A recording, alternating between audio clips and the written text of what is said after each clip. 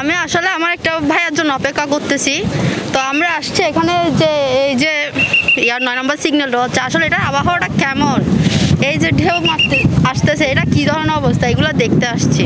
এগুলো দেখে আসলে মানে সতর্ক থাকাটা জরুরি নাকি এটা দেখাটা জরুরি? না, সতর্ক থাকাটা অবশ্যই জরুরি। তার সাথে সাথে মানে এটা ফিল করতেছি যে মনে করেন যে এখন বৃষ্টি হইতেছে, বৃষ্টির মধ্যে তো এগুলো দেখা যায় না প্রায় সময়, কিন্তু যে এখন দেখতেছি এটা মানে একটা সতর্ক হওয়ার একটা আশঙ্কা আছে।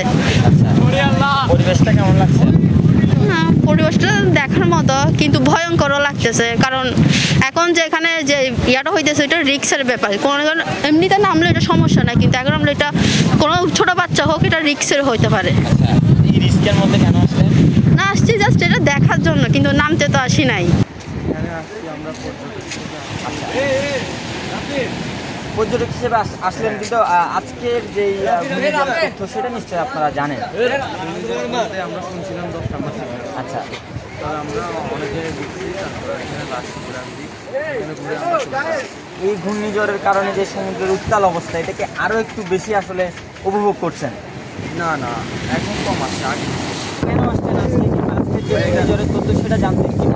আমরা জানতাম আপনার ঘূর্ণিঝড়ের সাবধান শিক্ষা ছিল, আমরা ঠিকানা মানে আসলে এটার জন্য আসছি আর কি। মানে কি করতে হয় এটার জন্য আসছি। ঘূর্ণিঝড় দেখতে এসেছেন? জি। যে সতর্ক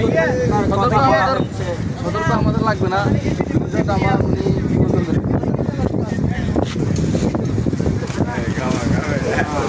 আপনারা ফ্যামিলি সহ নিশ্চয়ই এসেছেন। এখানে আসলে আজকে তো মহাবিপদ সঙ্গে দেখানো হয়েছে 9 নম্বর ছবি। এরপর আসলে সমুদ্র পারে কেন আসছেন? বা অ্যাকচুয়ালি আমরা আসছি মানে একসাথে দুই কাজ করতেছি, ওইটাও দেখলাম ওটাও দেখলাম। তো ওরকম কোনো সিচুয়েশন দেখলাম না যে আপনার এত বিপদ সঙ্গে